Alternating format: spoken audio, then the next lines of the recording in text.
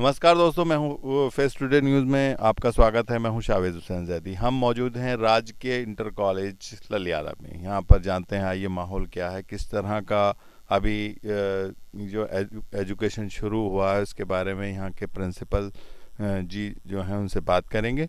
इसके पहले मैं आपको दिखा दूँ, ये राजकीय इंटर कॉलेज जो है अभी कुछ दिनों पहले हैंड ओवर है हुआ है। आप मेरे पीछे देख सकते हैं इसके हालात अभी किस तरह से खस्ता हो गए हैं अभी से बनने के बाद बिल्डिंग के बावजूद। इसके ये सरकार में कुछ किस तरह से लापरवाही हुई है, क्या बनाने वालों ने किस तरह की लापरवाही की है, ये साफ दिखाई दे रही है कि पूरी तरह से अभी यहाँ पर स्टूडेंट भी नहीं आ पा रहे हैं और उसके बावजूद बिल्डिंग की अवस्था जो है जर्जर सी नज़र आ रही है। आप मेरे पीछे देख सकते हैं, ये पूरा सच बोलती हुई बिल्डिंग।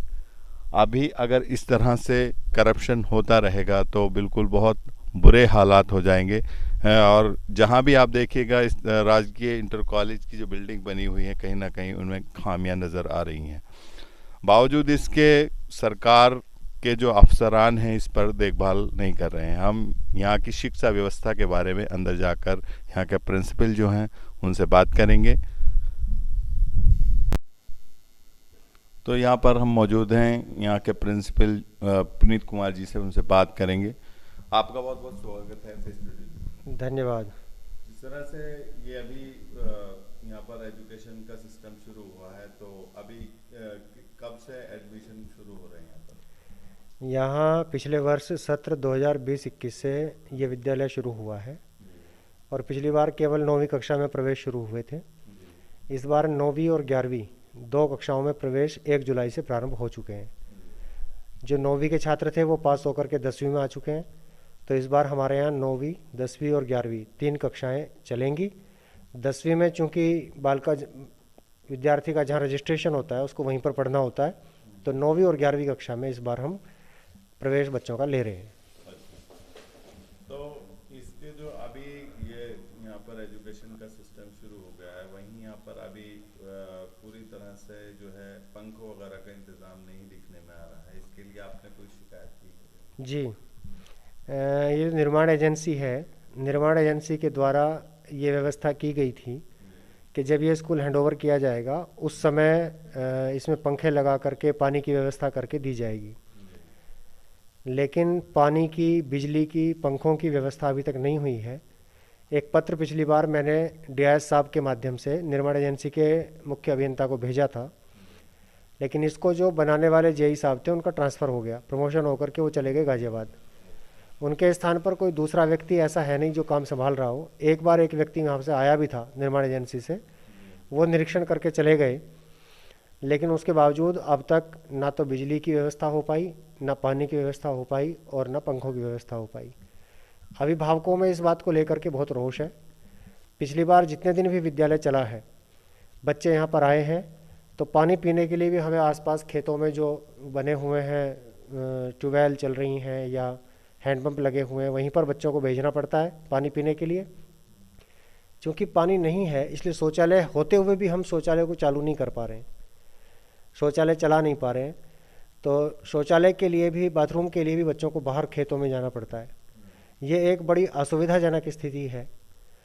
और ये जो चाइल्ड प्रोटेक्शन एक्ट है उसके भी प्रतिकूल है।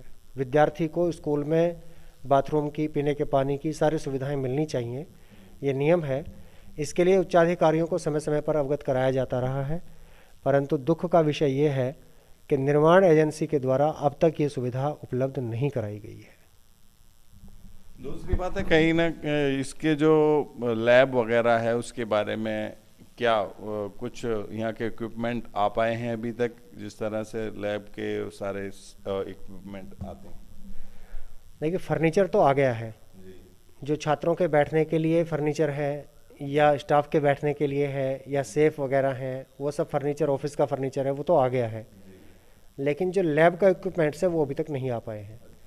लैब की बिल्डिंग तो सारी कंप्लीट है, लैब बनी हुई है, लेकिन लैब खाली पड़ी हुई हैं, कोई प्रयोग करने की अभी स्थिति नहीं है। और चूंकि अब 11वीं में भी इस बार प्रवेश शुरू हो जाएंगे, तो 11वीं में स्टार्ट होंगे तो लैब की भी ज़रूरत पड़ेगी।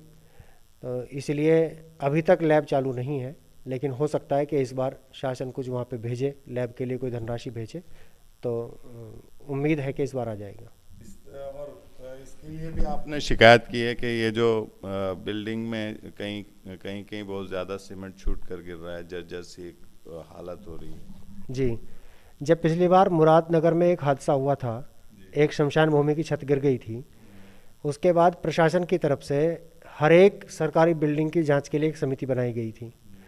हमारी इस बिल्डिंग की जांच के लिए भी एक समिति आई थी, जो जिला गन्ना अधिकारी महोदय के नेतृत्व में बनी थी। उस समिति ने आकर के पूरा निरीक्षण किया था, और मैंने जितनी भी इसकी कंप्लेंट थी वो सारी लिखित में उनको अवगत कराई थी, लिखित में उस समिति को दे दी थी। उसके अलावा अपने डीआईएस महोदय को भी लिखित में अवगत करा दिया था, सबको दी हुई है।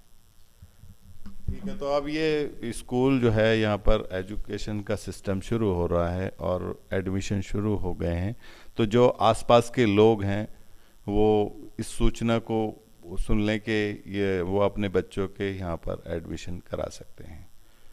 कैमरामैन अफजाल अहमद के साथ मैं शावेज हुसैन सैदी, ललियाना से।